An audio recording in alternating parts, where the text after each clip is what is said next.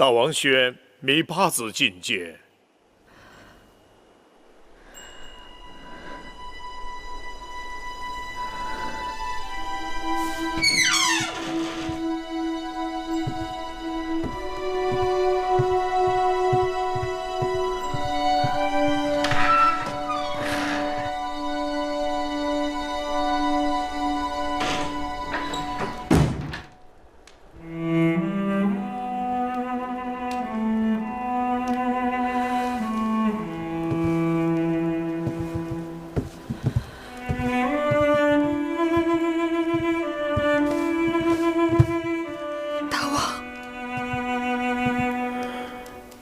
你靠前来。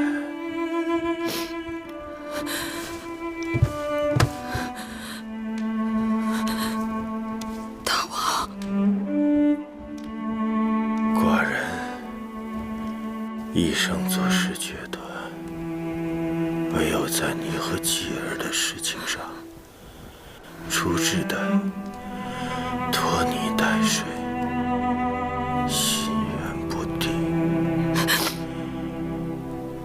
一直错过了立继儿为储君的恰当时机。大王，你为秦国的大业呕心沥血，臣妾会尽心照顾好继儿。大王，就不要再为臣妾和继儿的事情焦虑了。寡人从与你相识起，就知道月儿有普通女子没有的胸怀。你虽不惜权势，但假若有一日大秦需要芈月扶持，你万万不可以再推辞。此刻寡人就要走了，不知道这十几年里，寡人是否有片刻得到过月儿的真心？大王待月儿如父如兄，月儿与大王同心同德。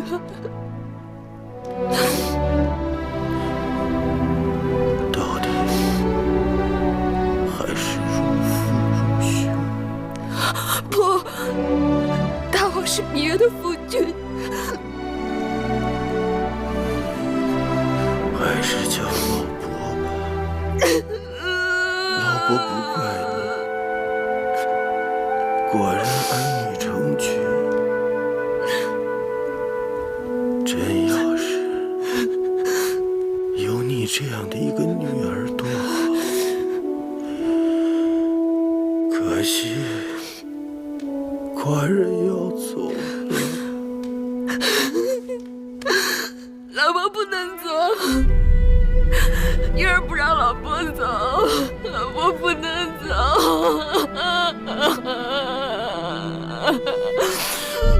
寡人也割舍不下你和继儿，剪一缕你的头发给寡人，可好？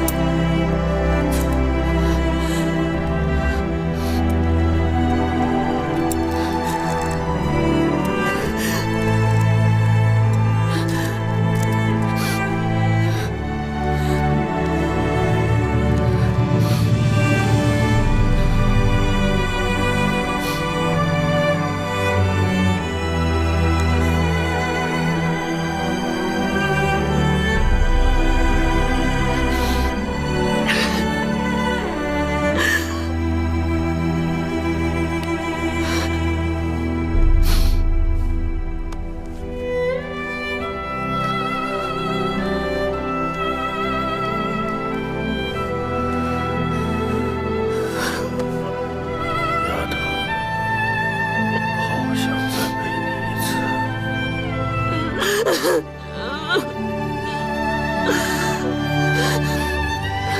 儿愿意等，等到阿伯病愈后。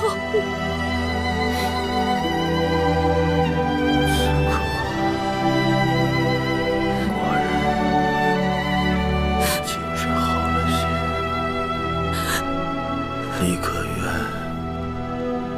再为寡人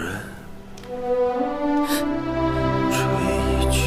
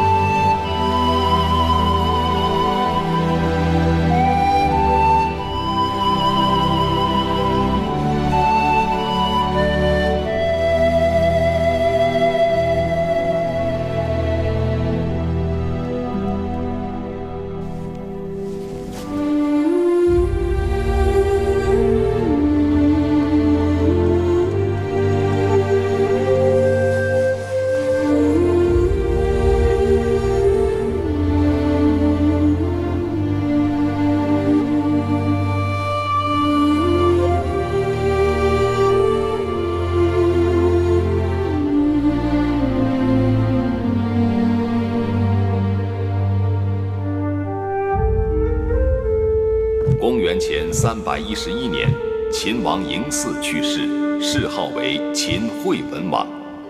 秦惠文王在位时，继续了商鞅之法，任用各国人才，占领汉中，收并巴蜀，北扫义渠，使得秦国领土面积骤然扩大数倍。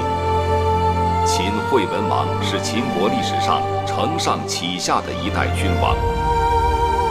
秦惠文王死后，由太子嬴荡继位，史称秦武王。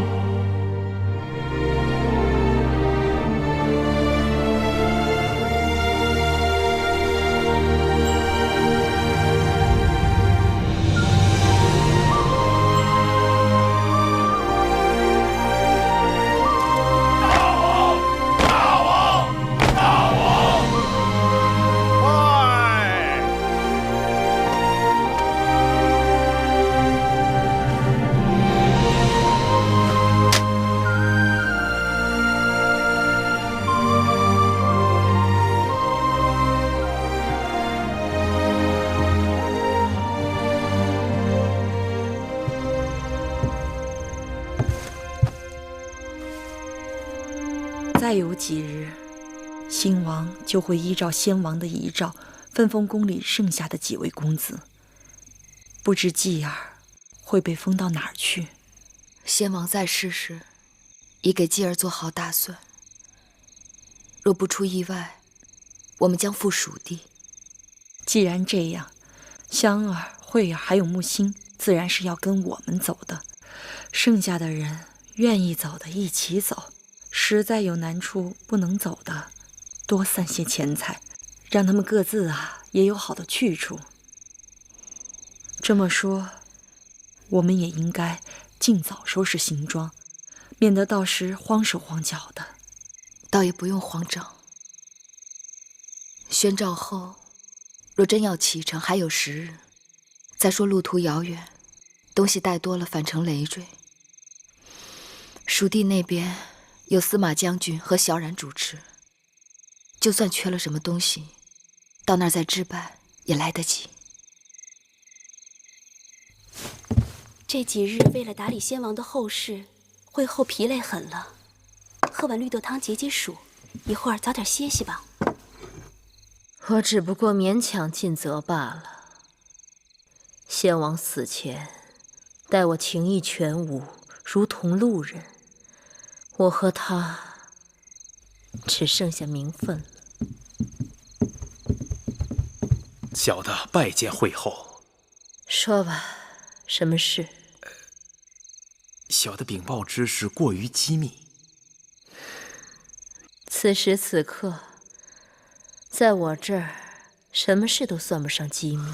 惠后大于不知，先王临终前曾经让木间取了一样东西给他。什么东西？有可能是遗诏。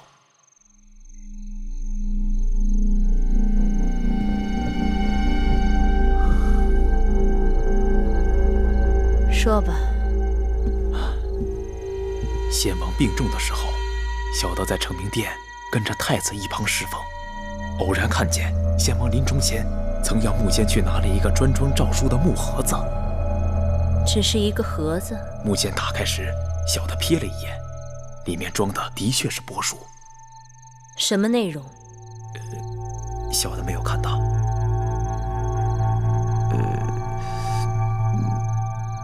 此事先王隐瞒惠后，那诏书一定是对惠后和大王不利的。一派胡言！先王是当着众臣的面传位给当儿的，你却说有什么不利于我和大王的诏书？你是想谣言惑众吗？小的敢以性命担保，绝无虚言。惠后息怒，依奴婢看，这冯甲贼奴也许贪图富贵，但不像是有胆量胡编诏谕之人。是，小的对惠后和大王忠心不二，句句是真。那所谓的遗诏，如今在何处？小的不知。你赶紧给我去找，务必要找到。是。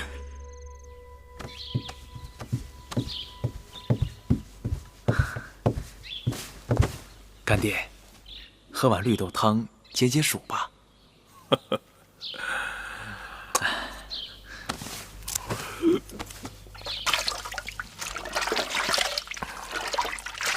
等我干完这最后一件差事，也该告老了。以后这宫中就是你们的天下了。干爹，您说哪里的话呀？这宫里头要是没有您坐镇，可怎么得了啊？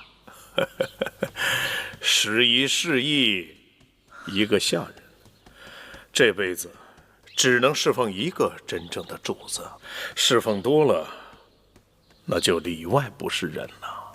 干爹，那您的位子打算让谁来接手啊？这是你应该问的吗？小子，秦宫的换者令不是你想接手就能接手的。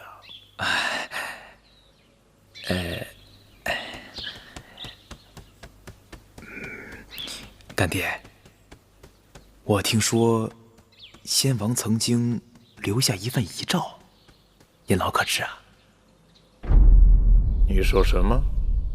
遗诏。哎呦！你再敢说一个字，马上从这给我滚出去！您自己刚说过，时移世易。您老以为，如今还是先王在的时候，您是这宫里的头一号呢？大胆！哎呦！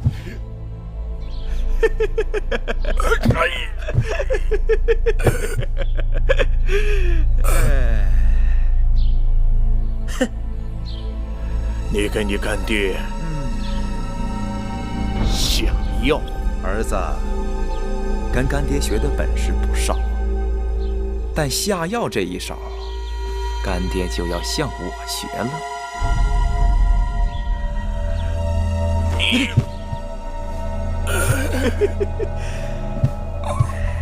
干爹别恼，小的若不用这一手，你还不得把儿子给打残了啊！干爹，这药想解并不难，儿子手里就有解药。但是，干爹得告诉儿子，那先王的遗诏到哪儿去了？做梦去吧！既然我的天寿已尽，也该随先王去了。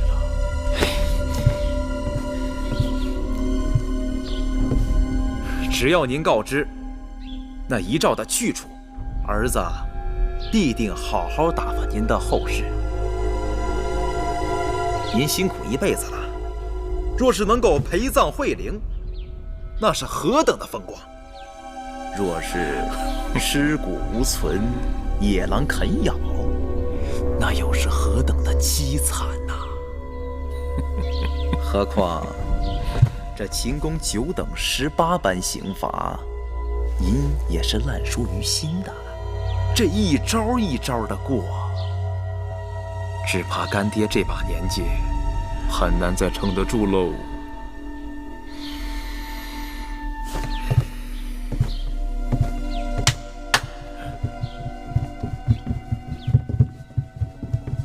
您还是说吧。哎呀！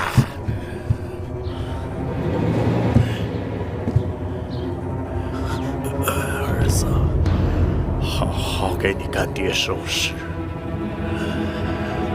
大王，老奴随你去了。哎！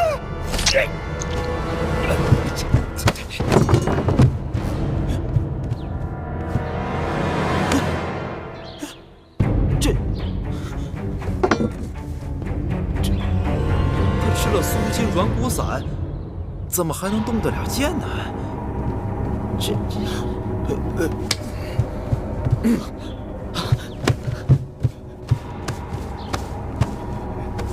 师父，师父，师父！冯甲，你们混账的背主家族！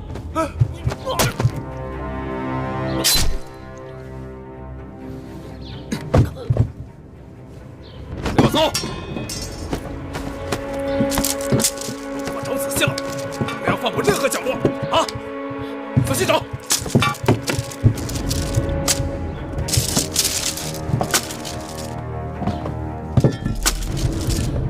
怎么样？小的拜见惠后。怎么样了？找到没有？还未曾找到。废物！小惠后放心。小的一定能够找到那样东西。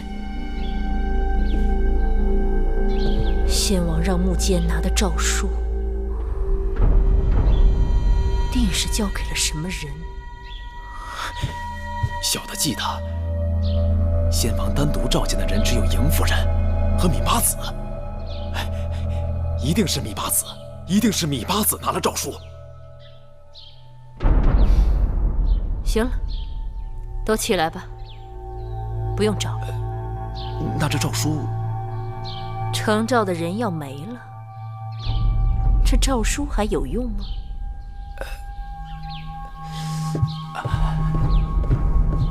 他们好狠毒啊！竟然对大姐和木心下手，说大姐不舍先王，自尽陪葬。可木心呢？大家都看到他腹部有剑伤啊。眼下木心如何了？听说唐夫人看见木心还有一口气，就把他抬回长宁殿了。眼下生死不明。唐夫人平日胆子最小，却是个善人。你们可打听到了继儿的情形？公子季和其他公子一起还在灵堂里守灵。既然太子已经在大王面前发过毒誓了，眼下应当暂时无事。他们若想动继儿，只怕都不用太子动手，就会有一干讨好的小人自行动手。如今我是为你担心，只怕会后是恨死了你呀。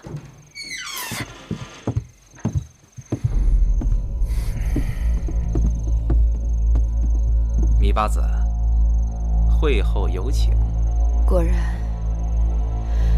有些人禁不住念叨。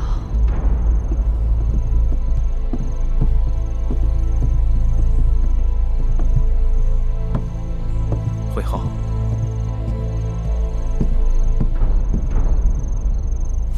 会后，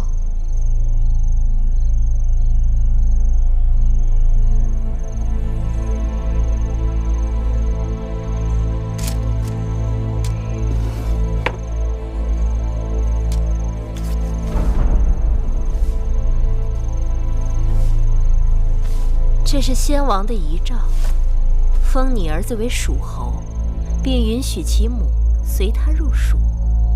这应该是你一心盼望的去处吧？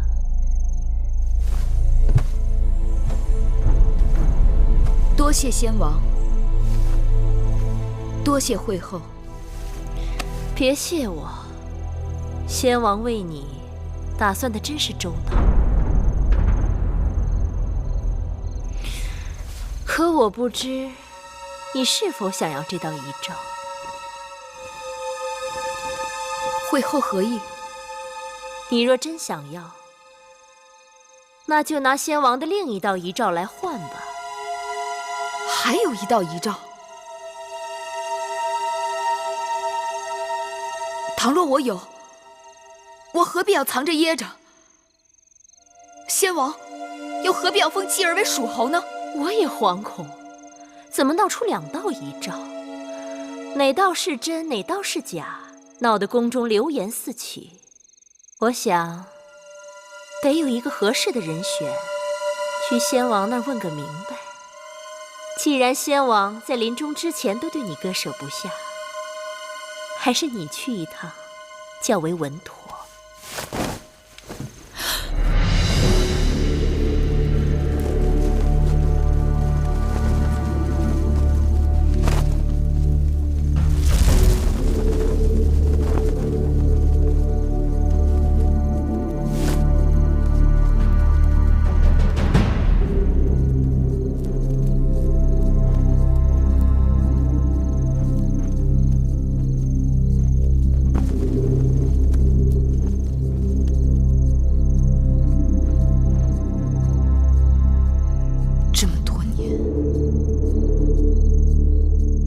我看错了你。妹妹笑话，明明是我看错了你。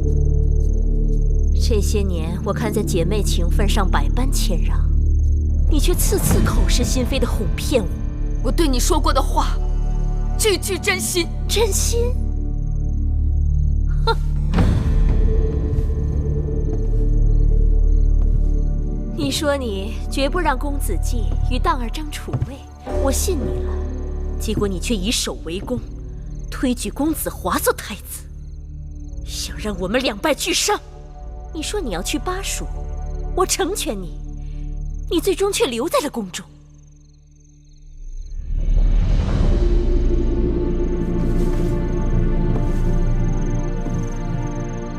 我既入了秦宫，做主的是大王，并非是我。鬼话连篇！你还说过你绝不侍寝，到头来宫中争宠，谁人争得过你？你明明知道我当日侍寝是因为什么。皇爷来咸阳寻你，你本可以和他走，你为什么不走？还不是为了宫中的荣华、大王的恩宠，甚至什么？我是身不由己。你身不由己，可我却是生不如死。我曾以为我给了你幡然悔悟的机会，我此刻才知道，你毫无悔过之心，反而变本加厉。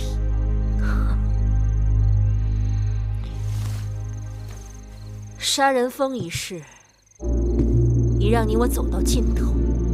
你为了把我攥在手里，一直不出手我。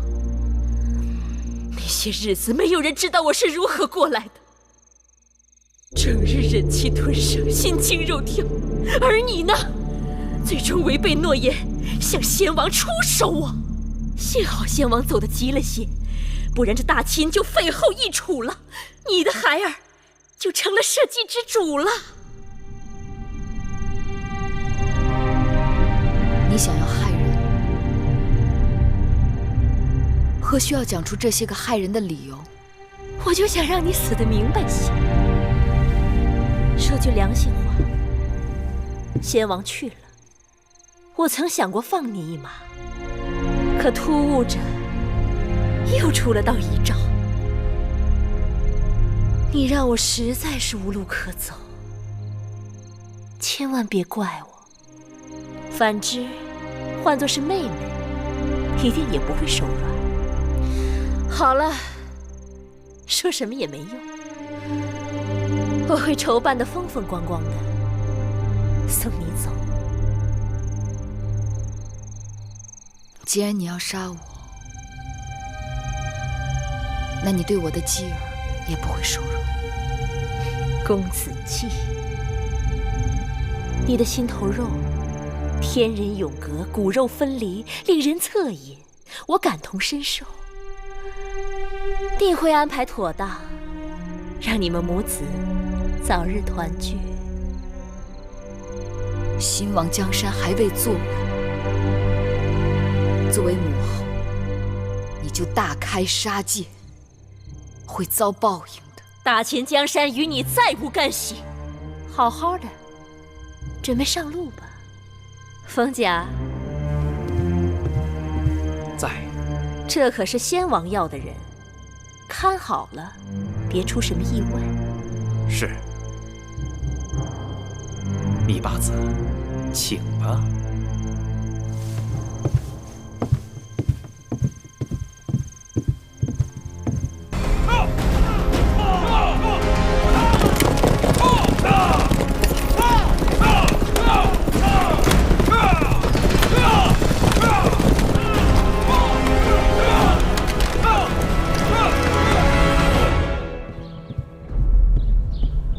臣拜见惠后。母后，王叔免礼，出什么事了？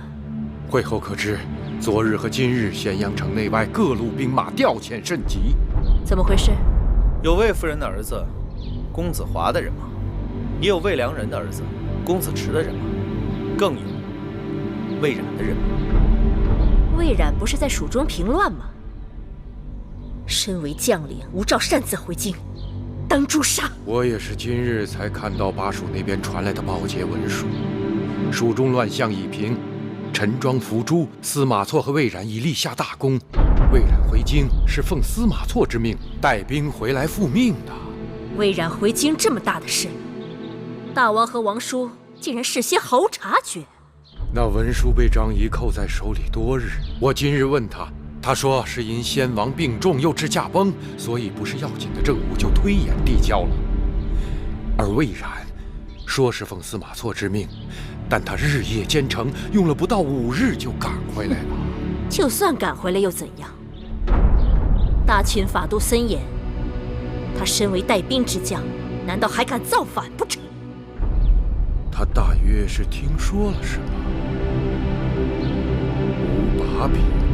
朱公子和魏冉想闹事也闹不起来，但若是有了借口，他们想造反却容易得很呐。以王叔之见，当如何处置？臣听说会后打算让芈八子、公子季还有樊长史为先王殉葬，是又如何？此举万万不可。当日，臣曾劝先王，为使大秦国政不生动荡，要保王后、保太子。今日臣亦斗胆劝会后大王，当以安抚诸公子为上。如何安抚？先王不是下了诏书，分封宫中的诸公子吗？让朱夫人随子就封便是。别人可恕，那芈月与樊长史绝不可恕。母后误为妇人之见，坏了大事。我对父王那是发过毒誓的。你懂什么？我正是为你的江山着想。实话告诉你，那道封公子季为蜀侯的诏书已经被我给烧了。我并非睚眦必报之人，但我断断不能让芈月母子占据巴蜀。巴蜀地形险要，更是富庶之地。若让芈月和公子季占据巴蜀，定会尾大不掉。再加上司马错和魏冉撑腰，随时可与朝堂对峙。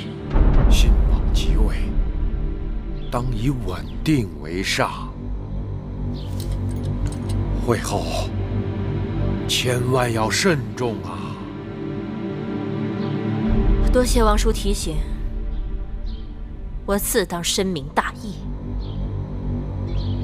过去真是小觑了会后，没想到他狠起来，赶尽杀绝，一点不念旧情，还真是让人甘拜下风啊！哼，谁让他们挡了我夫君的道呢？哼，姑母，不知您是否听说，先王临终之时留下了遗诏？遗诏？什么遗诏？说是与王位有关。前几日刚听说那遗诏的流言，爷儿都为姑母捏了一把汗呢。这些年，会后为了我夫君的储君之位，已经走火入魔，好不容易让我夫君坐上了宣誓大殿，如今又冒出了个遗诏之说。若不查出个结果，先王10几个公子的脑袋都危如累卵。幸好后来又传说那遗诏在芈月手中，也就是说这件事只和公子季有关，爷儿这才松了一口气。那芈月的命实在是太好了，他那弟弟赶回来救他了。母后息怒，既不能分封迎继，又不能将他们母子留在咸阳，真让我为难。芈月的命攥在母后手里，母后还不是让她如何便如何了。说起来容易，虽然那芈月的命攥在我手心里，但我却真不能把她如何。母后，昨日接到我父王来信，得知先秦王过世，他便让孩儿转告母后，不要过于哀伤，逝者已矣，生者如斯。谢你父王惦念。自打前年先王将公子瑶送到魏国为质，去年荡儿迎娶你为太子妃之后，秦魏两国是越走越亲了。母后，您这么一说，倒是提醒孩儿了。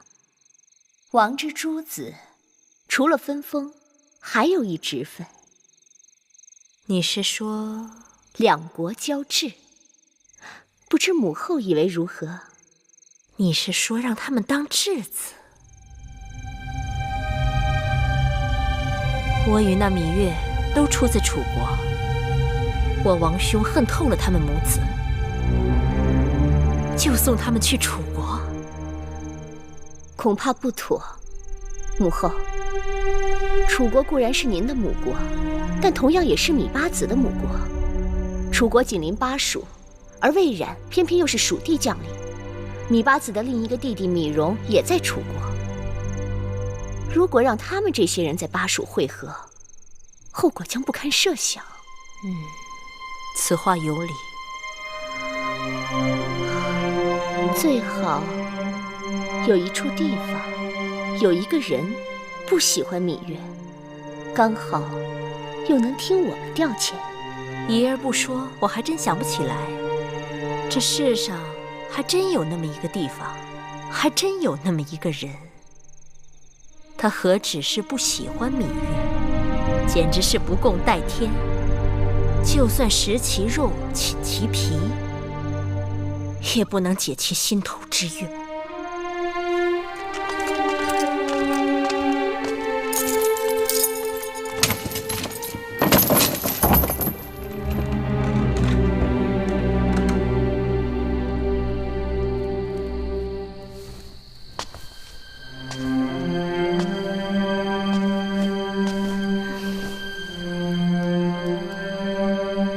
你还真是不怕死啊！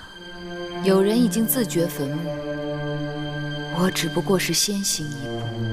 哼，可惜呀，你想死，我却不能让你如愿了。一来先王身份何等尊贵，让你陪葬，实在不配；二来有位故人在燕国等你叙旧，我也不好阻拦。你只不过是换了一种害人的手段。大王开恩，你将陪同公子季到燕国为质。燕国有梦莹，曾与你交情不错。大公主仁厚，若是她，你定不会把我放到她的手里。封公子至为长陵君，封公子瑾为豫君，封公子辉为蜀侯，封公子少公为丹阳君，公子季入燕国为质。先王的公子他都有胆有识，分封后还是你大有所为的。郑将军说的有道理，何时到巴蜀，天高君王远，的确可以做。朱清可还有异议主张？先王有10几位公子，兄长个个列土封疆，唯公子季年纪最幼，却要去往冰雪满地的燕国为质，厚此薄彼，难以服众。长子所言甚是。正因为公子季年纪幼小，未立寸功，不好列土封疆。据说先王早有安排，要将巴蜀之地交与公子季打理。张子休得胡说！想那蜀国地大物博，管理起来头绪杂乱，先王怎会将此重任交到一个小孩子手里？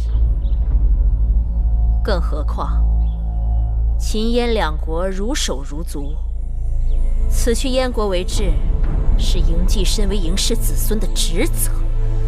先王生前最疼爱公子季，不分封公子季，反而让他入燕国为质子，这也和先王的遗愿。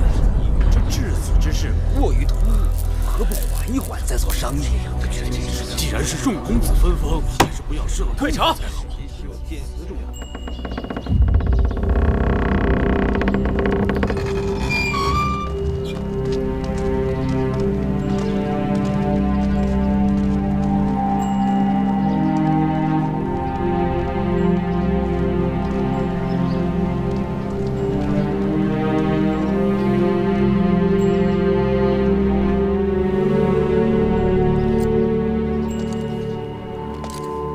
八字此去山高路远，千万照顾好自己和公子。有人一心想要你死，只有活下去才有盼头。雍大人，张子，你们也要好生保重。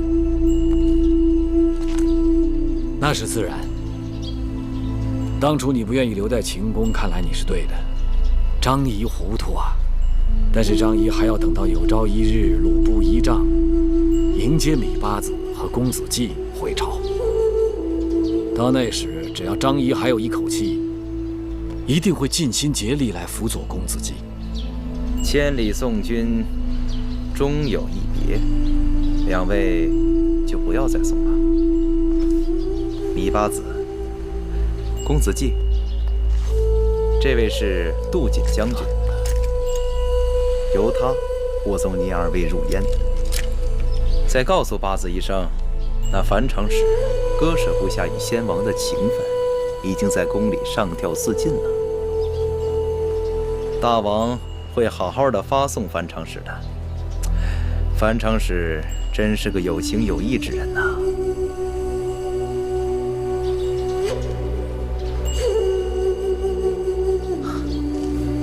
走吧，芈八子，小的在这儿祝你一路顺风，诸事顺心。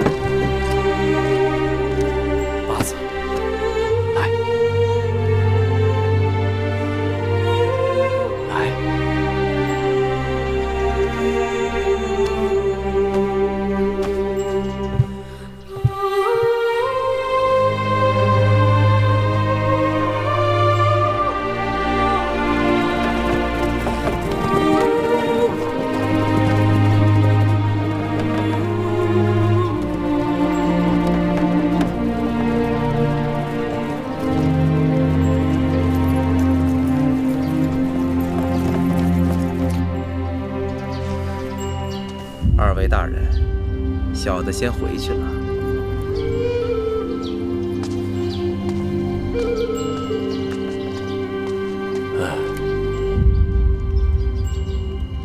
此去燕国，千里迢迢，危难四伏，险阻重重。芈八子和公子季就算是能撑到燕国，一条命也去了半条。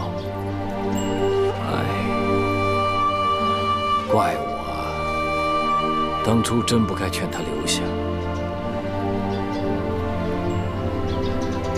祸兮福兮。好了，我也走了。丞相，如今大秦在列国当中如日中天，长子居功至伟，就这么走了，不后悔吗？后悔。侍奉一个刚愎自用、蠢笨无比的君王，是给自己找罪受。更何况，会后是不容我的，说不定眼下正在想着如何取我的性命。你们雍家不一样，雍家是秦国的显族，根基深，一时半刻他不敢碰你。我只是心里还有一件事情搁不下，还想拜托雍公子。长子但说无妨。倘有一日，芈月母子能否极泰来，重回秦国，还望雍氏家族能够瞻情顾意，助他们母子俩一臂之力。就像我刚才讲的，但凡有一息尚存，张仪一定回到秦国，共图大业。你答应吗？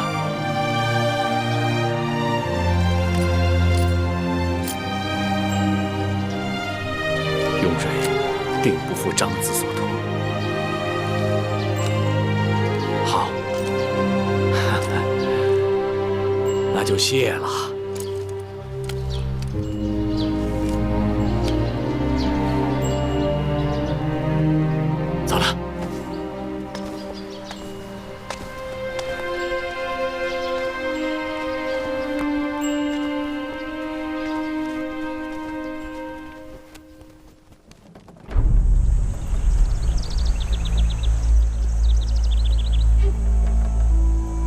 车子上官到了吗？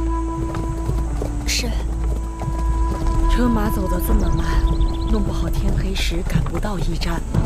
说是走得慢，可是也不停下来让我们喝水吃东西，也不知道他们打的什么主意。会后是存心不想让我们活着到燕国，什么都不让我们带出来。若是身边有些钱财，也好求他们行个方便。看那个杜姐是极不好相处的，光用话求他，只怕无用。恐怕他们也不想要我们即刻就死。那他们要我们什么时候死才甘心啊？我也只是猜测，会后本意该是要将我们母子剥夫削足才好，也不知为何突然变了主意。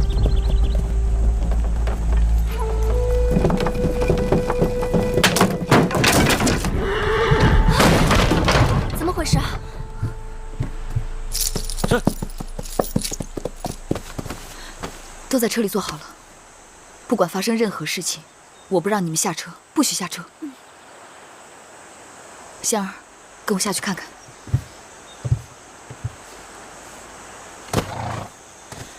杜将军，出了何事？车轱辘坏了。天色不早了，赶紧找人修理吧。这前不着村后不着店的，哪里有人？只能委屈八子了。杜将军，这是何意？难道从未有人告知八子，除了这车马，人的双腿也是用来走路的吗？杜将军该心中有数，车中皆是妇孺老幼，若无车马，能行多远？只怕半夜都到不了驿站。谁说我们要住在驿站？八子真是宫中富贵之人，已经做了质子，还想着宫里的荣华，日日还等着有人好茶好饭的侍奉。走吧，学会风餐露宿是早晚的事儿。哼，刚出了咸阳，就这么急不可待吗？恕臣无礼。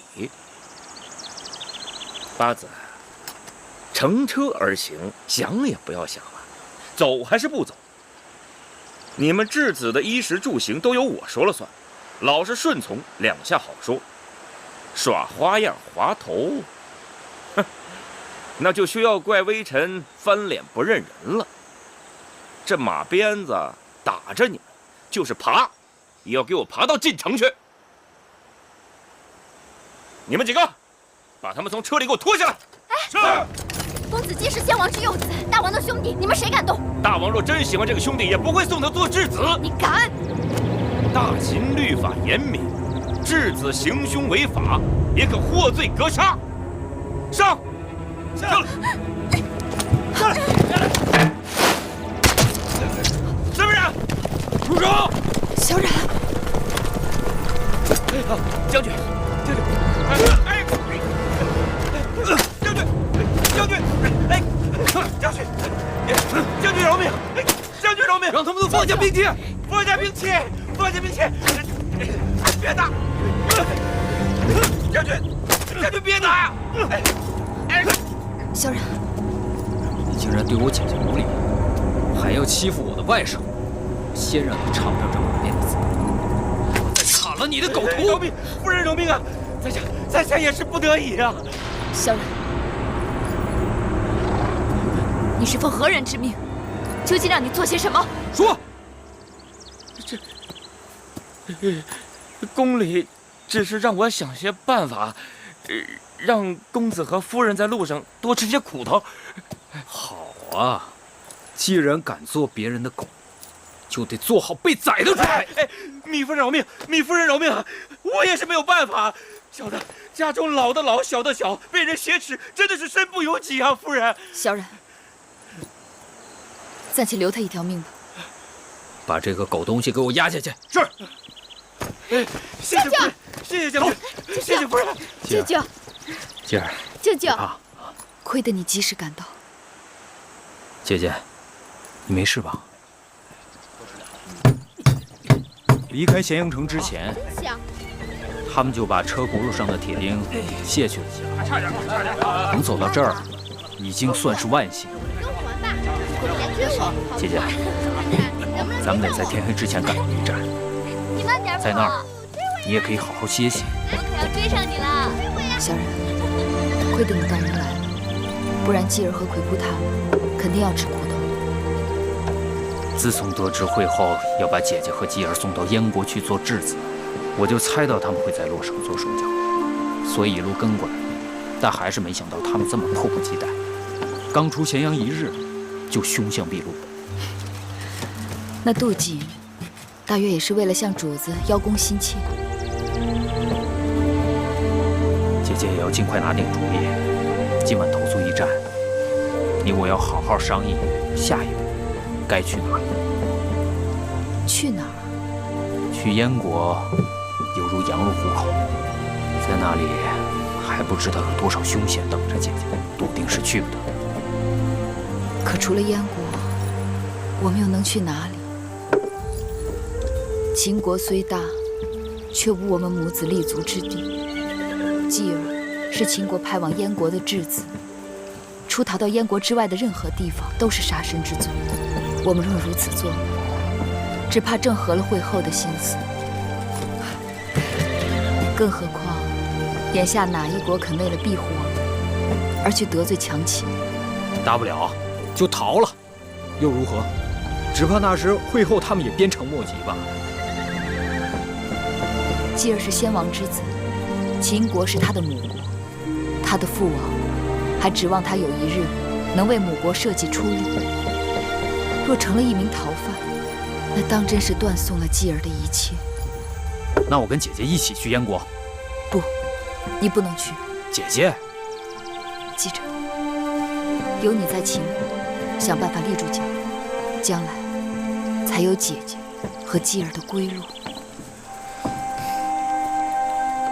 好，我听姐姐的。不过至少，我也要送姐姐到赵国边境，穿过赵国，你们就可以平安到达燕国了。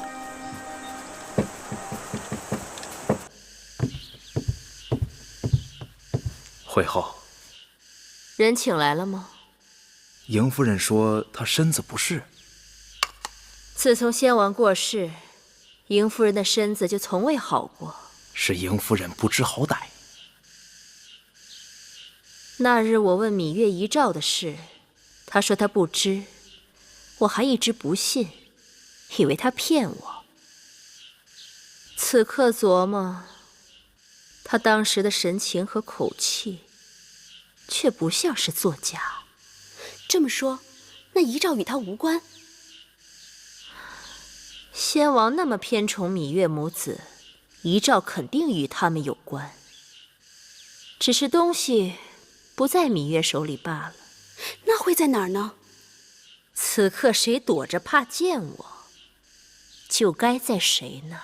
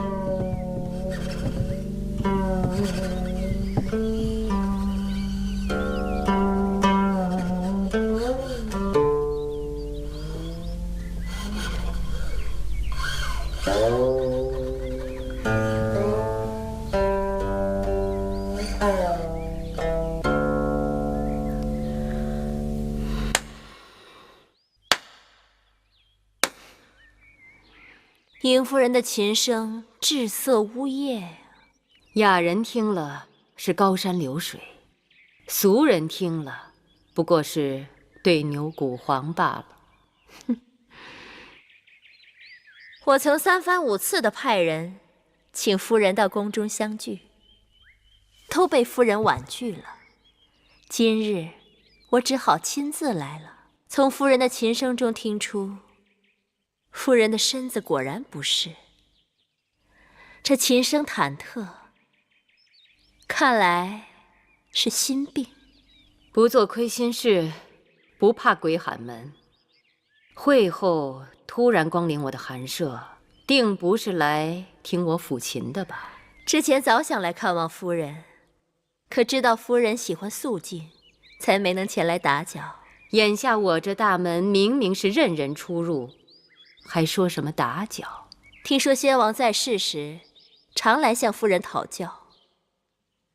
今日我也有一事迷惑不解，还望夫人可以指点。讲。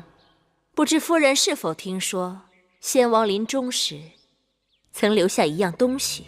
先王留下的东西，不都在惠后的宫中吗？可这样东西，偏偏落在了邢夫人手中。若真有这种事情，那就说明这东西本不应该你得到。夫人不要糊涂，先王去世前已经立我当儿为王，你我若能和睦相处，我一定好好侍奉夫人，让夫人安富尊荣，颐养天年。可笑，这天下明明是秦人的天下，列祖列宗的眼睛时时刻刻盯着每一个人。嬴荡若能管好这江山社稷便罢，若管不好，老天说把他收了，便收了。我可是诚心诚意的来向你示好。我这个人一向是我行我素。好，我已经仁至义尽了。我相信夫人不愿意说的秘密，一定会有人愿意告诉我。方甲在，把这宫里的侍女全都押到永巷去。你敢？是。带走。夫人救我！走，快走！夫人，夫人走，救我！走，夫人，快点！夫人，慢着！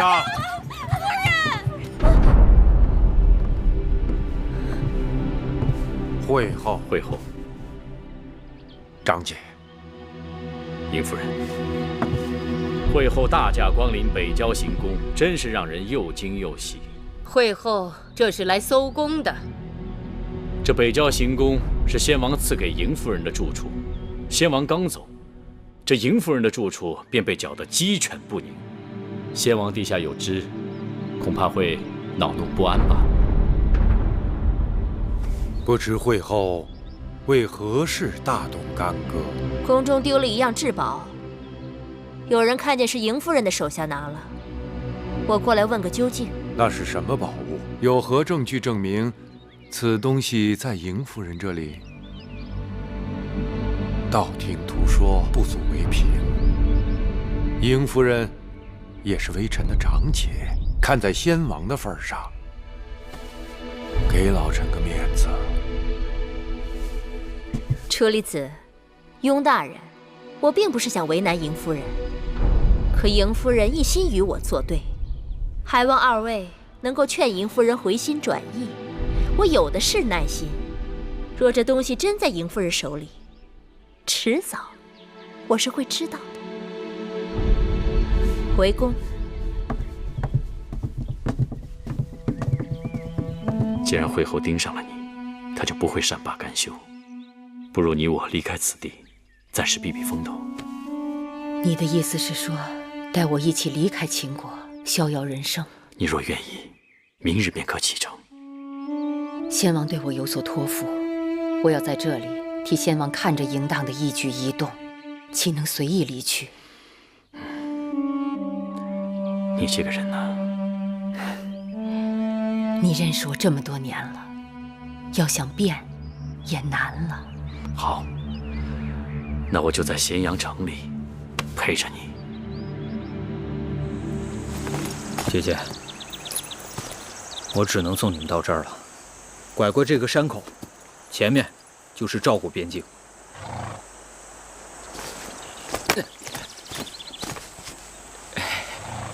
听说你家里还有一妻三妾，2个儿子，3个女儿，还有一个68岁的老母，是吗？将军，这是何意啊？既然你也是奉命行事，我也不想为难你。这次我姐姐遵旨要去燕国，这剩下的路途，还得劳烦您多多照应。将军放心，那是自然，那是自然。你跟我姐姐一起入燕，一路上若是平安无事，大家自然交个朋友；但若是我姐姐或者继儿出了什么意外，你那一家老小……啊，将军，请您放心。姑姑，保重。吉儿，切记，前路茫茫，你是母亲身边唯一的男子汉，凡事多为母亲着想。吉儿记住了。姐姐，此去千里，不知何时才能再见。小冉，盼着姐姐和继儿早日归秦。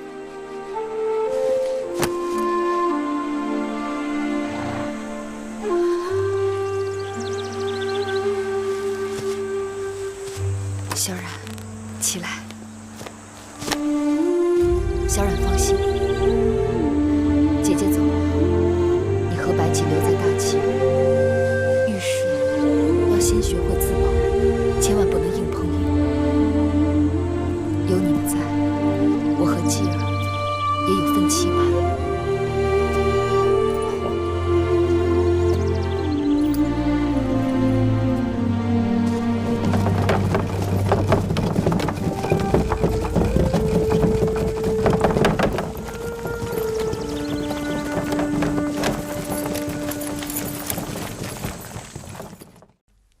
儿郎们，今日的买卖做得值当，你们没给本王丢人现眼。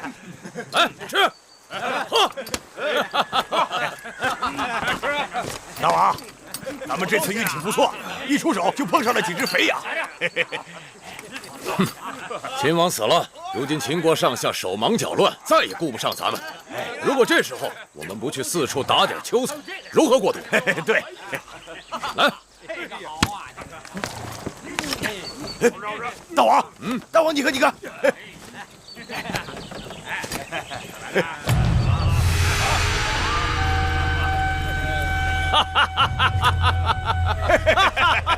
天助我也！儿郎们，过来！大王，买卖上完了。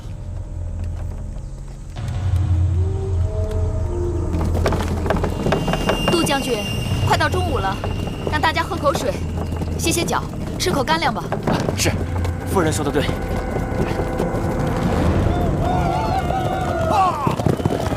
戎族来袭，大家小心防备。戎族来。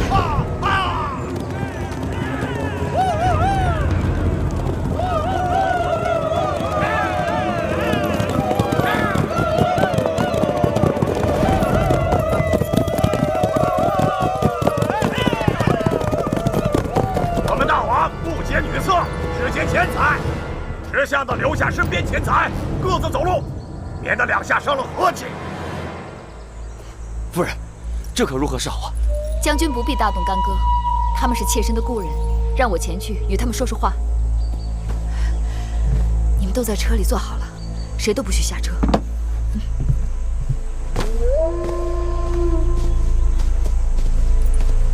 虎威将军，芈月在此有礼了。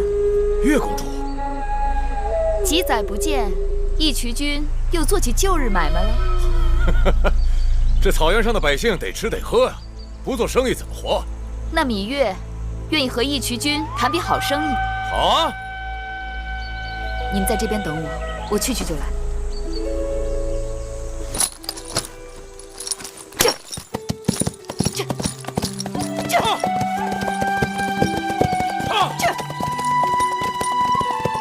义渠君和芈月真是有缘，这是赵国土地，你竟敢随意打劫？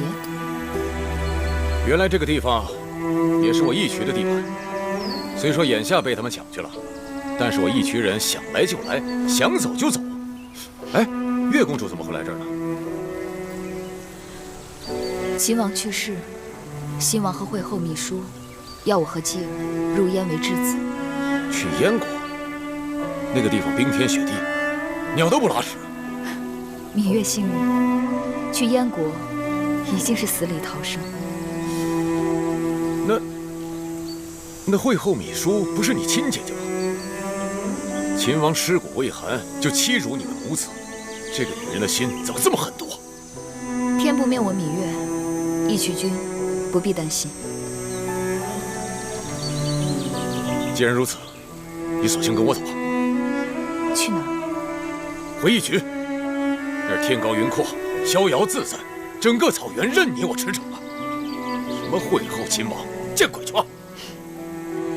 你们义渠已经对秦称臣，怎可无人管束？既然惠文王死了，那惠后为人如此卑劣，干脆我义渠反了。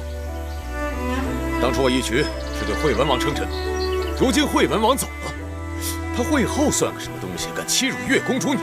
我此时没带人杀进咸阳，算他的运气。你犯不上为了我与整个秦国为敌。别人怕秦国，我不怕。你跟我回义渠，我做大王，你做王后，我保你跟孩儿一世安稳周全。哎，月公主怎么会来这儿呢？秦王去世，新王和惠后密书，要我和继儿入燕国为质子。秦王尸骨未寒，就欺辱你们母子，这个女人的心怎么这么狠毒？天不灭我芈月，义渠君不必为我担心。月公主，你跟我走吧。去哪儿？你跟我回义渠，我做大王，你做王后，我保你跟孩儿一世安稳周全。这种话不说也罢。你不相信我说的？我这就回义渠，把东陆公主送回娘家，以后我义渠后宫全由你一人说了算。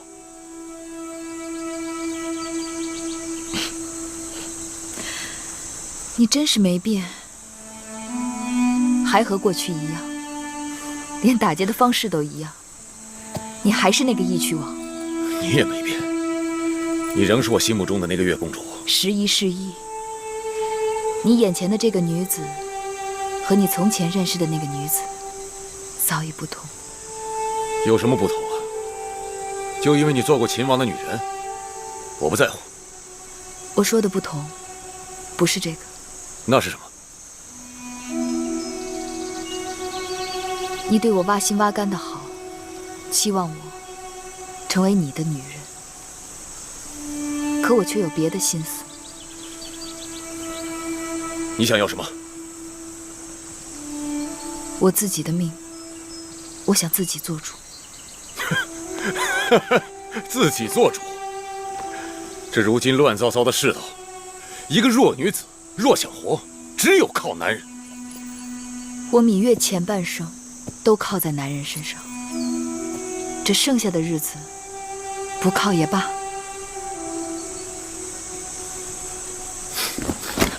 我不让你走，你得做我的女人。我不想做别人的女人，你松手。我不。10几年前你就松过手，这次你还是会松手的。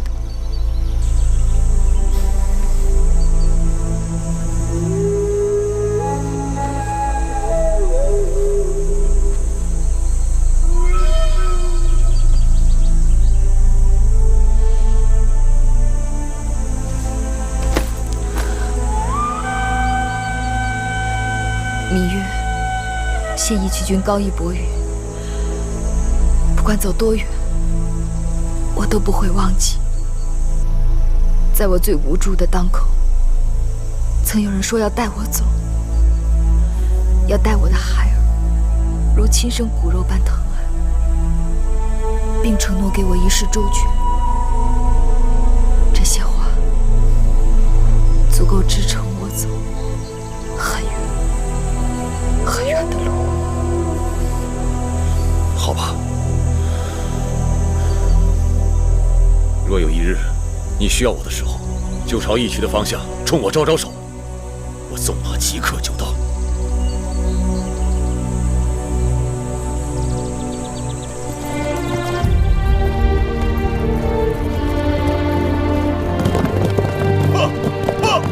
月公主，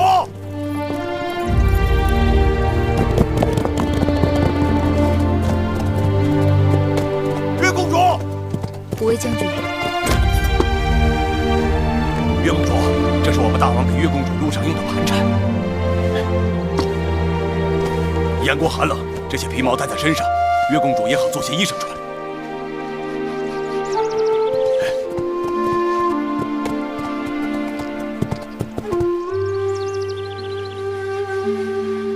代我多谢你们大王。好。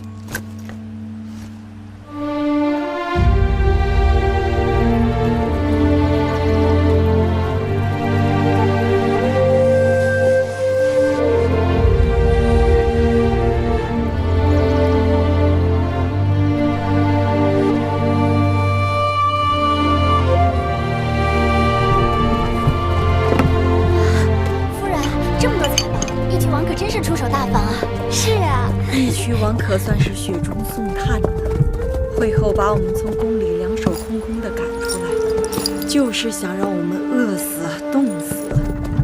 如今有了义渠王送来的这些东西，可算是救命了。母亲，他这是何意？没什么忌讳，天底下无论多少钱财，都是能偿还。那世间之物有什么不可以偿还？情分，这人世间最难偿还的，就是情分。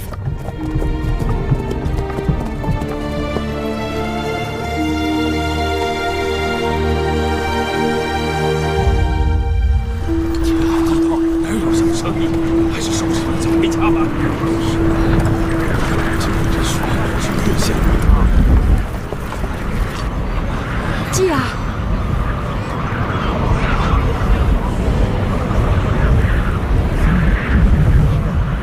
好了，继儿，好大的雪啊！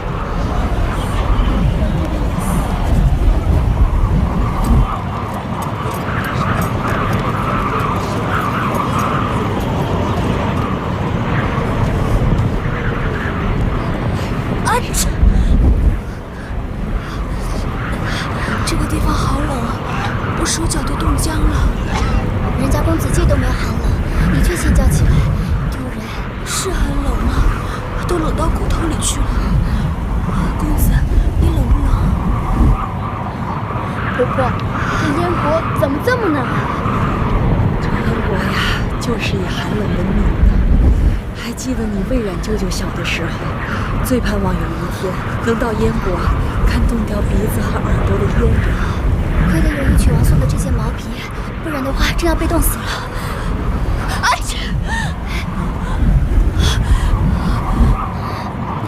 哎呀，慧儿的头好烫，怕是发烧了。我没有发烧，我就是觉得浑身都没有力气。来，我给你搓搓手。继儿，慧儿姑姑，还是你盖上。心着凉了。没事，继儿的手热乎着呢。好在继承已经到了，到了夜晚就给慧儿找医者。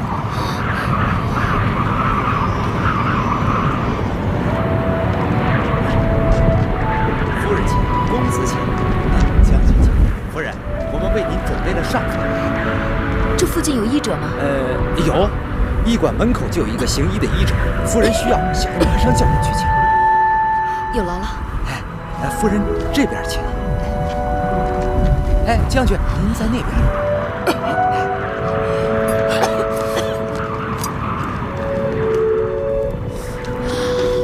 看你这一身的雪。这好冷啊！这里比咸阳冷多了。是啊。对了，婆婆，刚才门前路过一条好大的白狗，像小牛犊子似的，把我吓死了。我拿雪团砸它，它竟哗的塌了一块。原来它从雪堆里钻出来的。这就叫黑狗身上白，白狗身上肿。这孩子手冰凉，穿得太少了。婆婆，这已经把能穿的衣裳都穿上了。说起来，秦国也有雪，但这么大的雪，别说是继儿，连我都是头一次见。这冰天雪地的，大公主嫁到这里，真难为她了。杜锦他们明日去递交国书，后日正好是初一，要开朝会，想来大公主如今该称是议后了，她会很快知晓我们到了的消息。是啊，你和义后也有好些年没见了，继儿都长这么大了，你们一定有得聊呢。哦，义渠王送的皮子里有上好的貂皮，这2日我赶紧给继儿做一件皮衣。小孩子喜欢在外面跑，身子又弱，免得冻坏了。天色晚了，继儿也该睡了。继儿今日还没有读书，我问过驿馆的人了，这里连笔墨都没有。明日婆婆带你上街市买些笔墨竹简回来。姑姑，你带着继儿先歇息，我去那边看看香儿和慧儿。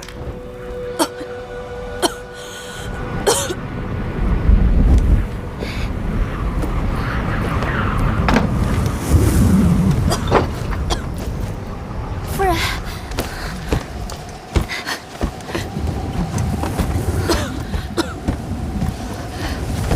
这屋子简直住不得人。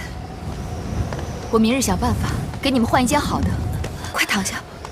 慧儿，驿馆的房钱好贵，夫人何苦破费，在这儿过日子花销不少，手头上的钱财还是该细水长流。明日我多打些浆糊，仔细糊一糊，然后再点上个火盆，应该是能暖和的。刚到燕国，你们2个就打算做我的主？香儿不敢，香儿只是想，不该花的钱咱们就不花。夫人别过来，在路上是没有办法，如今到了驿馆，你还是离我远些好，免得过了病期给您。再说这样的话，以后这屋子我也不来了，你们更别去照应我跟继儿。夫人，奴婢不敢，夫人恕罪。慧儿若是不能伺候您和公子，还是病死的好。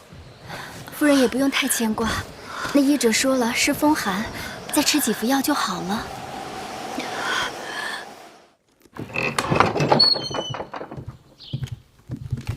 来，放下。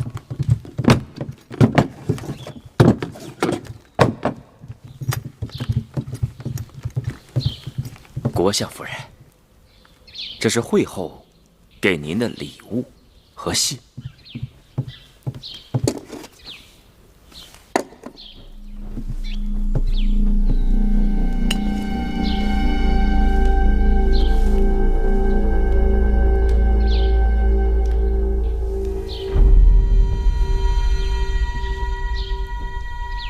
舒妹妹真是有趣的很，劳烦你回去转告惠后，这事我一定办得妥妥的。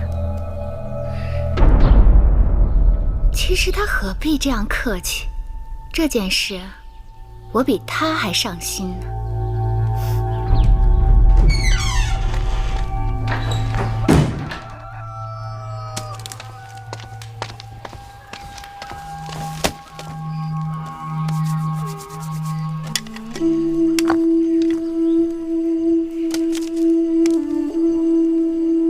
照理说，国书都递交了3日了，大公主若知道了消息，该派个人来送信儿的。我也是觉着蹊跷，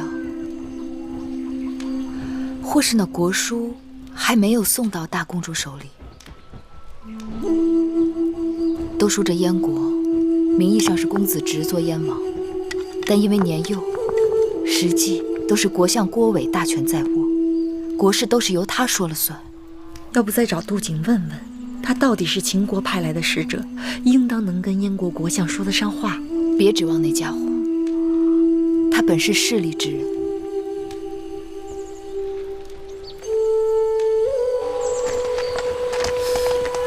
哎呦，你们燕国冬天一直如此吗？是啊，燕国的冬天很长很冷。好，那我告辞了。将军慢走啊！哟，多谢多谢。那边的人知道应该怎么办吧？将军放心，小人清楚，小人清楚。好，那我走了。将军慢走。杜将军，杜将军，您去哪儿？喊什么喊什么？喊什么呀？杜将军，喊什么喊什么呀？人家杜将军是秦国的重臣，岂是一个小小侍女呼来唤去的？杜将军是秦王指派护送夫人和公子季到燕国的使臣，他要离去，总该跟夫人说一下吧？你刚才说什么？杜将军是护送夫人和公子季的使臣？是。难道你们此刻不在燕国的继承吗？这人都到了，国书也递了，人家还不走，难道要杜将军在燕国给你们养老送终啊？可是杜将军，可是什么呀？你们出来是做质子的，何为质子啊？纳质为压，无论谁做了质子，那都是福过灾生。质子是筹码，但是总在有用和无用之间，最后啊，弄不好成了弃子。嘿嘿，日子一久啊，有时自己母国的人，比别人更盼着他们快死。在这儿指望别人拉你们一把，我看倒不如赶紧回屋，焚一炉香，自求多福啊！冷啊！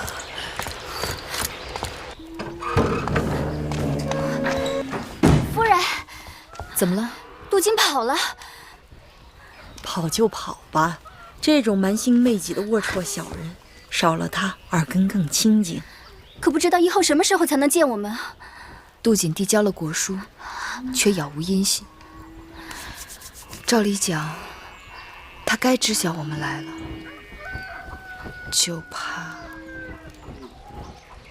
怕中间有人作梗。是啊，杜景他们走了，这驿馆里眼下就只有我们5个人了，这该怎么好啊？米叔就是存心要我们在燕国无依无靠，走投无路。我们虽只有5个人，但都是心贴着心的。人若多了，中间却有杜景这样的势利小人，我还不放心呢。月儿说的是，我们再耐心等2日，只要疫后收到我们的消息就好了。可是夫人说了，中间有人作梗，总还会有别的办法。香儿，你去给那奕成再多送些钱财，让他帮忙想办法。我再写封信，让他直接送到宫里头去。当年梦莹在韩国那样孤立无援，都有办法通过苏秦把信送到咸阳。同在蓟城，我就不信梦莹与我竟能音讯隔绝不成。你是驿馆的驿丞，小的正是。若不是我让人在宫门外盯得紧，你就把信送进去了。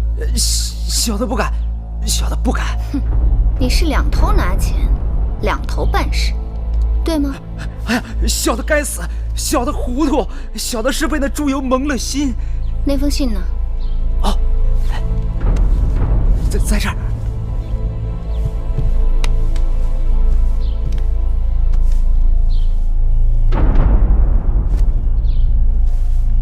钱财有用，脑袋更有用。脑袋要是没有了，钱财也就没有了。你可要想清楚。小的明白，小的以后只听夫人的，绝无2言。往后他的钱你只管收着，有事就禀报于我。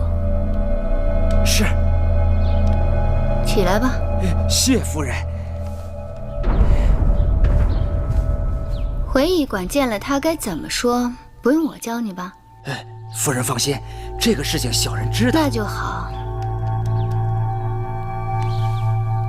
多年不见那个米夫人了，听说她在秦国先王那儿得宠得很，如今是何等模样？这个秦国先王果然眼力不差。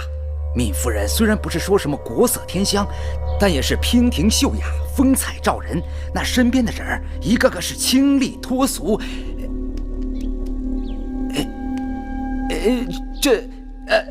但是他们和夫人比起来，那只不过是暗淡烛火，岂能与日月？行了，把这套话自己留着吧。既然那位米夫人风采照人，那就该让她知道，这里是燕国，不是秦宫。她的狐媚，帮不了她什么忙。是。下去吧。小人告退。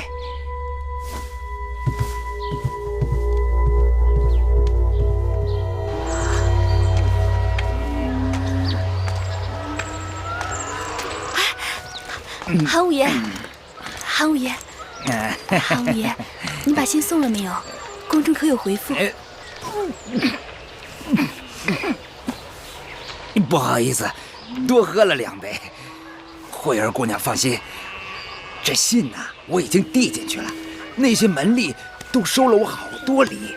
慧儿姑娘，这一有消息，我立马就通知于你。五爷醉了，我明日再许您说话。呸！生气个屁呀！看你还能撑几日？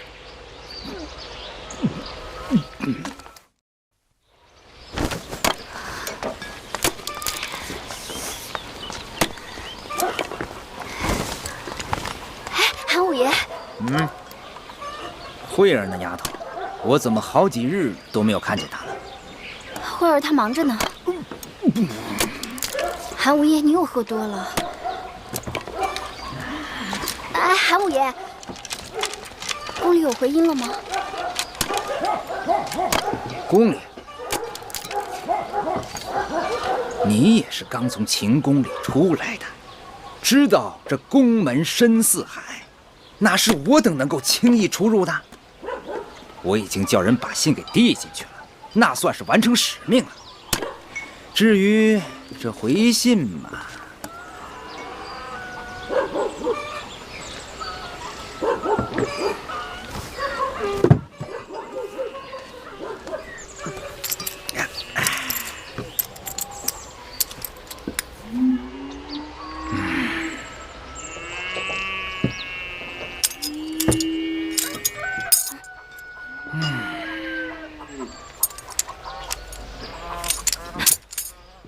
你放心，小的自会悉心打点，你呀就等着听消息吧。啊，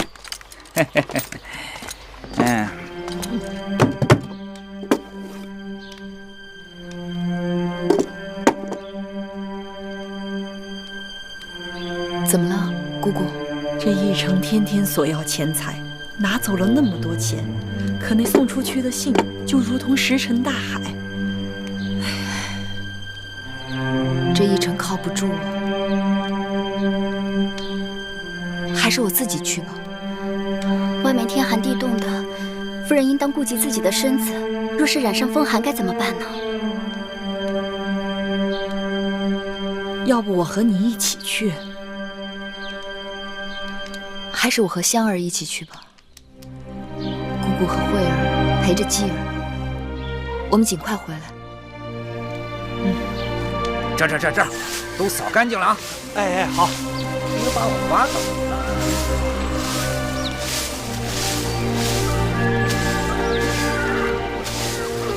哎，夫人这是要外出吗？是。要不小的给您派辆车去？不用了。哎，那夫人慢走。你过来，我去国相府报个信儿。我猜他们要去宫里。是。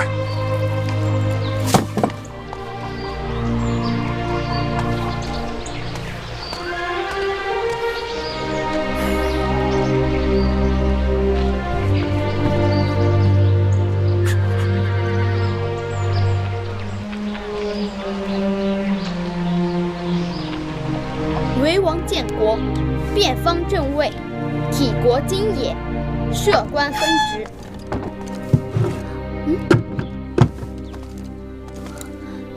韩五爷，慧儿姑娘，我没有其他的事情，我就是来看看公子有什么吩咐。这炭火烧得可旺啊！谢谢韩五爷关照，这炭火烧得正旺呢。哎呀，甭跟我客套。我这一城虽然官儿不大，但是在这驿馆里头，我说话还是算话的。慧儿姑娘，有事尽管吩咐。那是当然，只是眼下无事，还请五爷自便吧。哎呀，慧儿姑娘，这，你有所不知吧？就是怕冻着夫人和公子，我让人给你们用的炭是驿馆里头最好的，相差好几倍价钱呢。你看我这一番心意的，该如何报答我呀？该报答的时候，我们自会报答的。此刻公子在读书，就不劳驾您了。慧儿姑娘，不劳驾您了。那个慧儿姑娘，不劳驾您了。慧儿姑娘，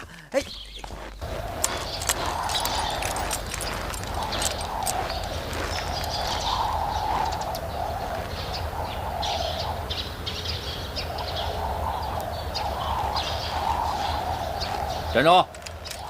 干什么呢？我们是秦国质子派来的使臣，请问我们公子呈给大王和义后的信，可有消息回复？秦国没有。前些日子驿馆的韩武可有送信进宫？不知道。这么说，那韩武可能从未将夫人的信送进去。这夫人刚才要是不说呀，小的差点忘记了。这秦国质子的信函，还真有这么一回事儿。多谢君爷想起，但不知宫中可有消息回复？这可就不好说了。如今大王政务繁忙，这不打紧的事情啊，日日都有。至于什么时候回复，就不好说了。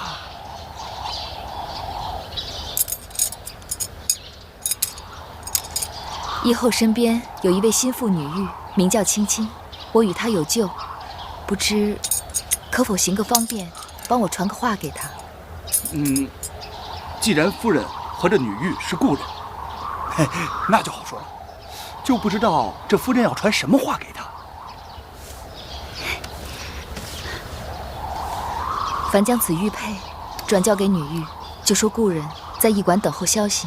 好，夫人，您就尽管放心。有劳了。若能收到回复，另有重谢。夫人您太客气了，放心，我一定将您的话带到。多谢。哎，不谢不谢。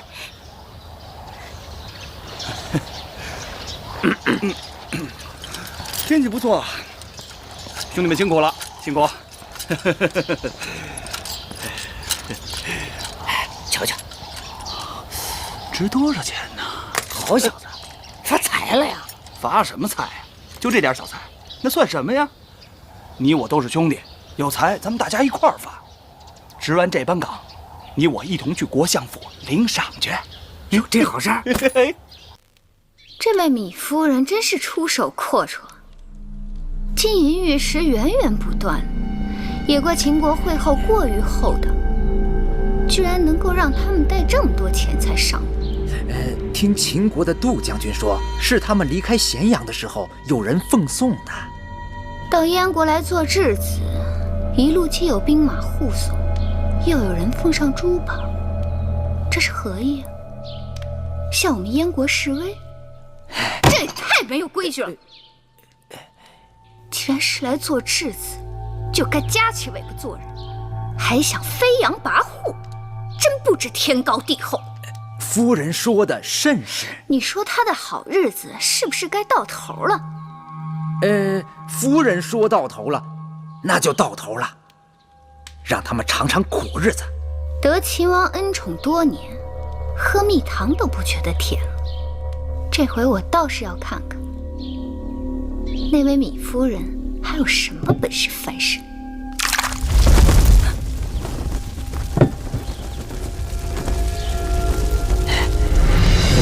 小的，这就回去安排。季儿，来试试婆婆给你做的新衣。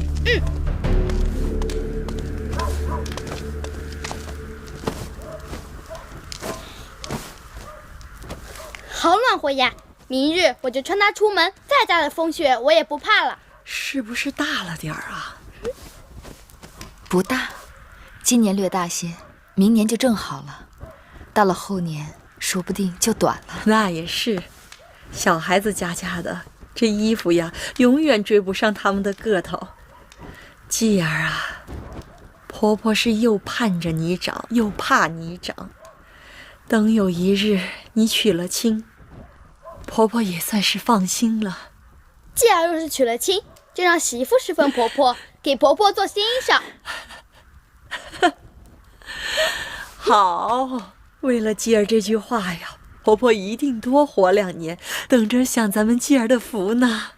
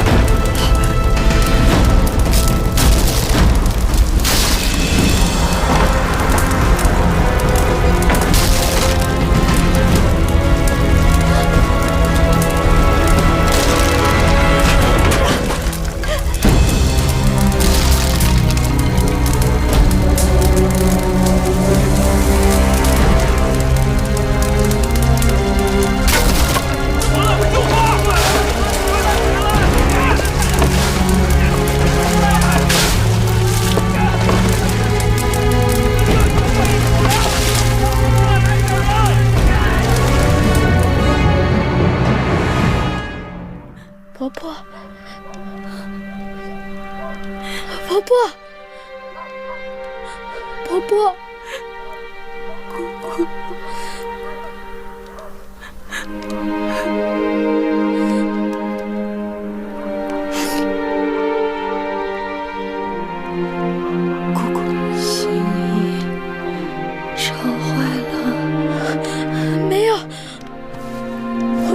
行医在这呢。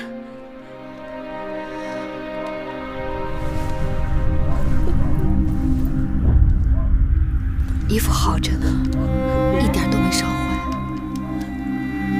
那就好，没烧着心意，继儿就冻不着了。继儿不要行医，继儿要婆婆。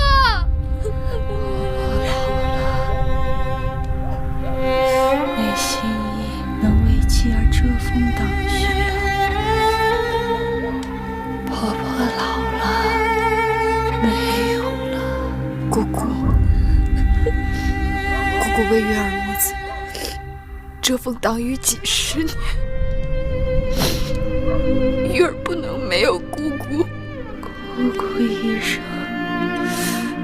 生的亲人就你们且的亲人，姑姑又何曾舍得撇你们而去呀？姑姑好好养病，姑姑要留下，不能走。月儿有了你，才有主心骨。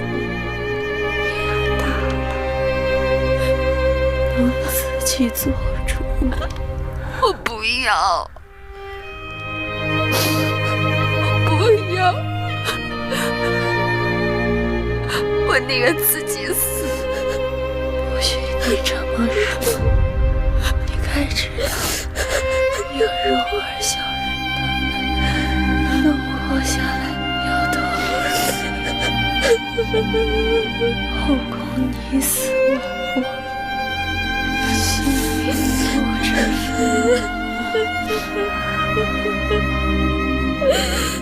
继儿，婆婆累了，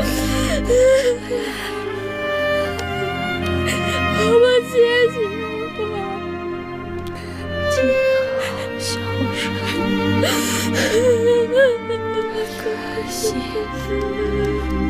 可惜婆婆再也穿不上继儿媳妇做的新衣裳。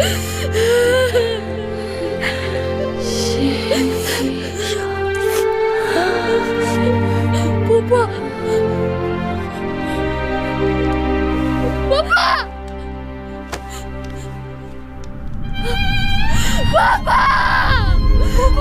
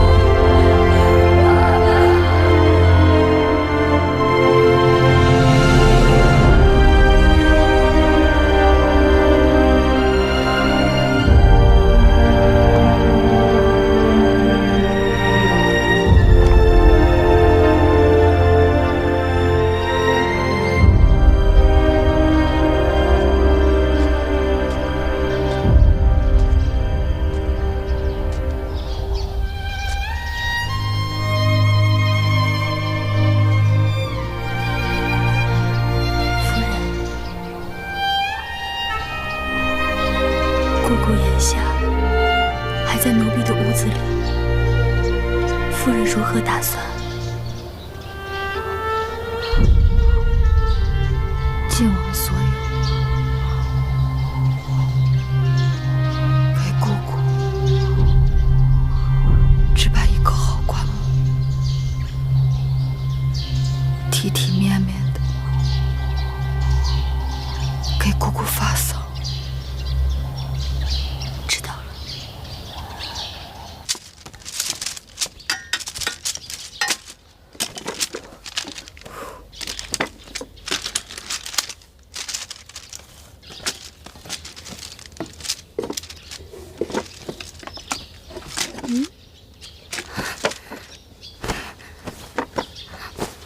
香儿姑姑，你怎么了？怎么了，香儿？夫人，夫人，珠宝匣子不见了。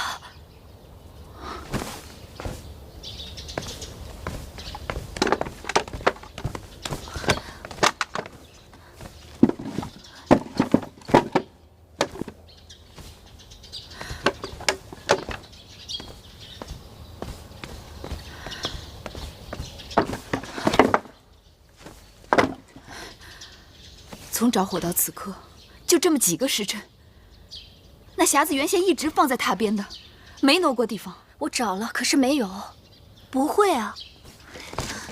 就算那个木头匣子烧了，可金子和珠宝也会留下痕迹，更别说踪迹全无了。昨晚救火，虽说人多手杂，可是不知情的谁又会这么有心？咱们再找找。别找了，定是有人趁乱拿走了。夫人怎可断定？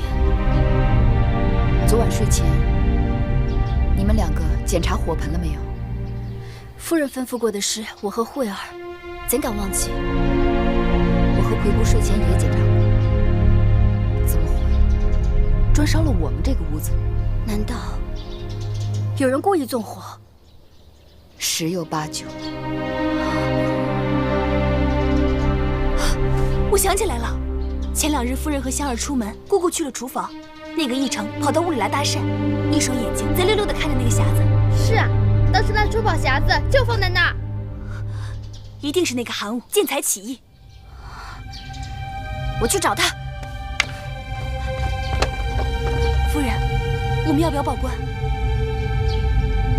只怕报官也没有用。为什么？若没有有权势的人撑腰，他们不会有这么大的胆子。哟，好俊俏的小妞啊！放肆！哎呀，难道是奕成的相好？我是秦公子的侍女。我问你们，奕成、韩武去哪儿了？一大早就不见了。怎叫不见了？昨晚救火的时候，五爷还在，忙前忙后的。可等我们救完火回来找他，人就没影了呀。我们还等着五爷发赏钱呢，似乎找不着人了。对呀，昨晚你们那屋子失火，我们哥几个可都忙活了大半夜啊，没有功劳也有苦劳啊。五爷不搭上点儿，要不你搭上点儿？对呀。夫人，夫人，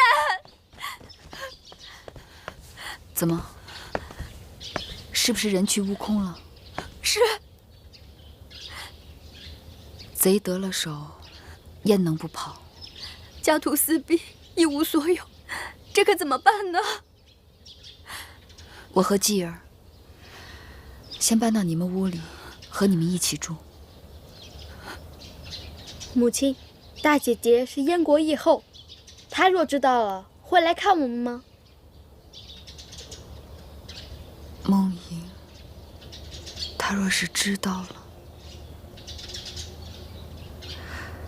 走吧，我们去看看还有什么可用的。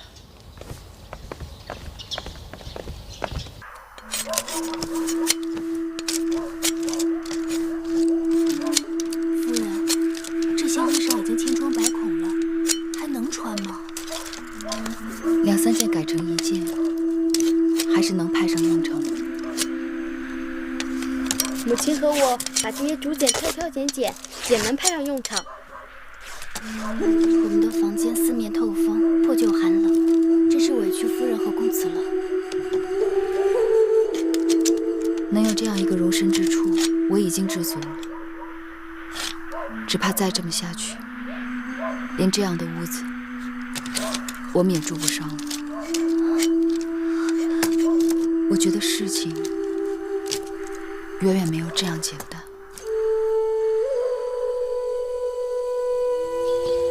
轻点啊，放那边吧。慢点儿，转过来，别撞着老爷了。把东西放那边啊。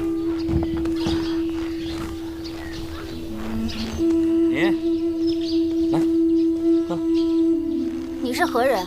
哎，这是我们新上任的义城老爷，赵晨。新来的义城老爷。你就是秦国质子的侍女？是。你看，驿馆的馆舍被烧了，这事儿应该有个说法吧？赵义成初来乍到，想必不知内情。那时前任义城韩武为了盗窃我们公子的财物，烧了我们公子住的房间。赵义成来的正好，我们公子与夫人的房间被大火烧了。那个韩武跑路，无人问津，只好在我们奴婢的房间里将就了几夜。既然赵义成老爷到任，还望安顿一个像样的住处。大胆！你们取暖烧火点着了驿馆的房子，本官还没追究你们的纵火之责，你倒反咬一口，说我前任义成怎么着？偷盗？这个都说你们秦人是虎狼之邦，秦人是虎狼之姓，没想到一个小小的妇人也如此蛮横无理。那好，那你把前任义成找回来，我们当面对质。你想当面对质？自己找去，本老爷我公务在身，懒得理你。哼！哎，这些个秦国人肆无忌惮，毫无礼仪啊！拿咱们燕国的驿馆当自己的天下了，不行，得给他们点颜色看看，要不然，哼，他会小瞧了本义城。放心吧，老爷。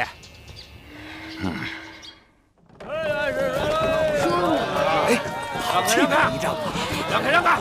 快让开！这可是义后的车马。哎呀，哎，快点让开，让开！看看。怎么回事？走开！快起来！快点起来，听见没有？快走开！怎么回事？这老头挡了道。老伯，以后风雪天走路当心点。这位夫人心肠真好，估计是义后的侍女。夫人，义后的故人从秦国来到蓟城已经多日，现作为质子困顿在驿馆，望与义后相会。你是谁？你别管我是谁，只当没有见过我。过来看看啊。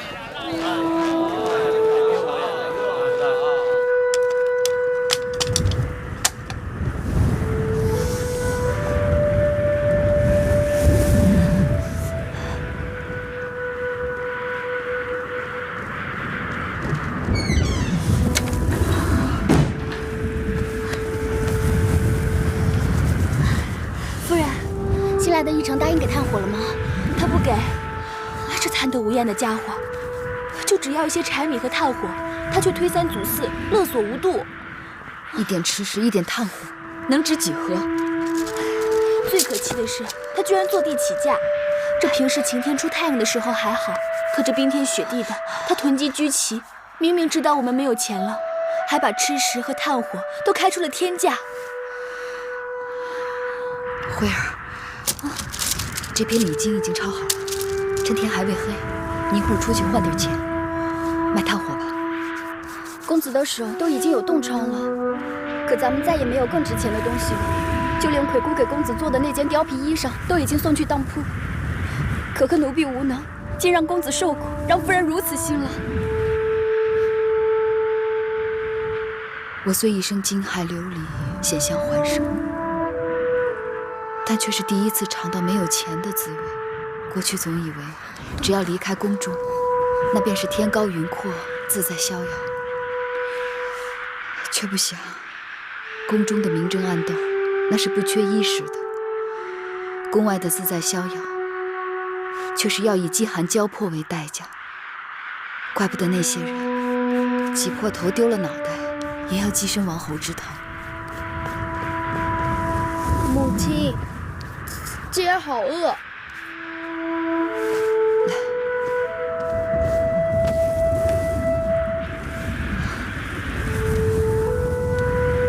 继儿，母亲给你倒口水喝，好吗？母亲，姐儿越喝水，肚子就越饿，肚子饿得咕咕了，都已经。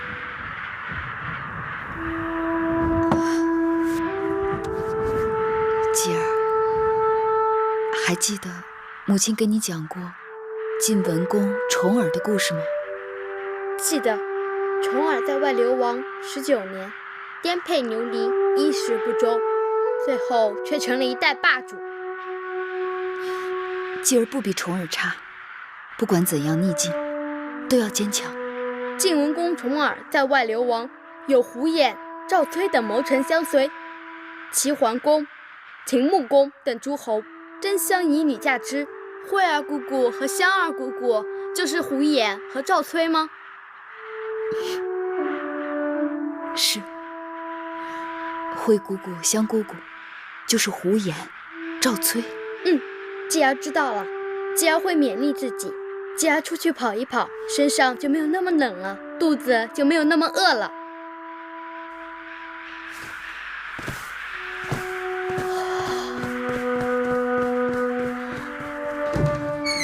夫人，你们知道为何我日日跟继儿讲重耳吗？其实不是对他说，而是对我自己说。可重耳流亡，还有10几个忠心耿耿的谋臣相随，还有齐桓公、秦穆公争相嫁女，为他增添助力。可我有什么？我只有你们2个，连一个小小的议程都敢对我们任意欺辱。夫人，这只是一时的，等大公主派人来了就好了。我已经不指望大公主了，我断定她应当知晓，我们已经到了燕国。既然秦国派人递交国书，公子之年幼，由他临朝听政，他怎能不知情？知晓后，又怎能不问质子到底是谁？有谁与他同往？可如果大公主知道了我们的困境，又怎会不见我们呢？我对大公主曾经有所愧疚，她不愿意见我，我不怪她。夫人，那我这就出去换炭火。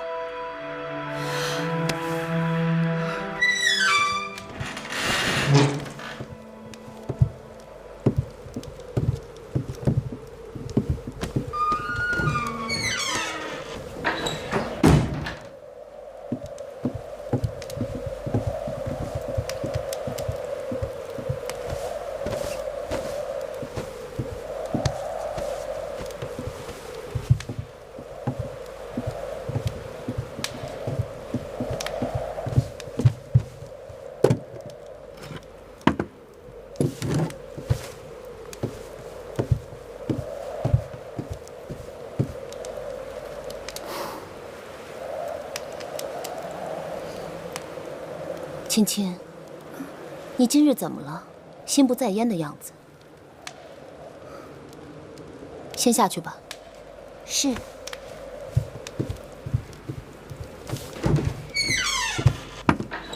奴婢在路边偶遇一陌生女子，要替人传话给以后。替何人？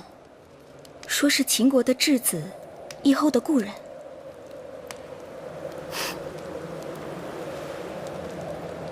他芈月竟然也有求人传话的时候。当我父王宠妃多年，恐怕他早已忘了求人的滋味。芈月性情刚烈，或许她眼下是遇上了什么难处。若无难处，谁又会求人？当年苏秦遇到难处，我去求他，明明是举手之劳，他却不施援手。后来我父王得知苏秦的才华，对苏秦也有了挽留之心，又是他，为了给张仪争权，从中作梗，对此我一直难以释怀。你起来吧。是。夜后，郭国相求见。请国相进来。是。议后。国相免礼，赐座上茶。谢议后。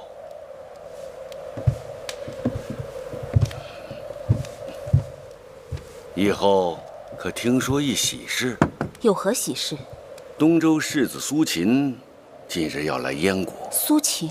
微臣听说那苏秦自幼聪慧，被鬼谷子收为弟子，懂谋略，好兵法，该是天下难得的人才。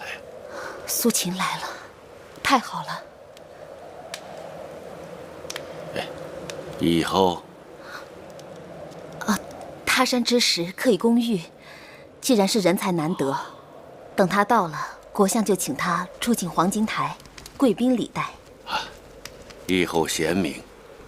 那苏秦得知大王礼贤下士，定有攀附之心，才会来的。对了，以后微臣还有一事，就是那秦国的质子。秦国质子眼下如何？是遇到了什么麻烦事？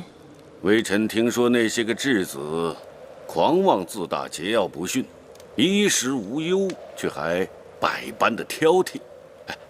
前些日子更是因为柴火不慎，竟烧了那驿馆的房子呀！怎会有这样的事情？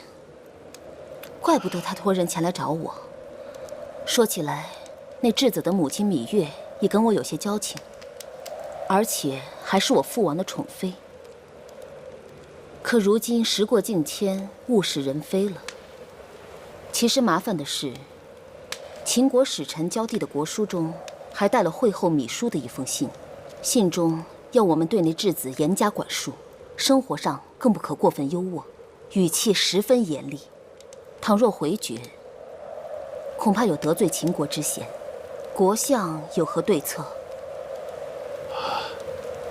既然以后左右为难，不如装聋作哑，不需回复惠后的信件，也不用召见那些秦国的质子，只当这封私信从未见过不见也好，免得难堪，以礼相待就好了。正是。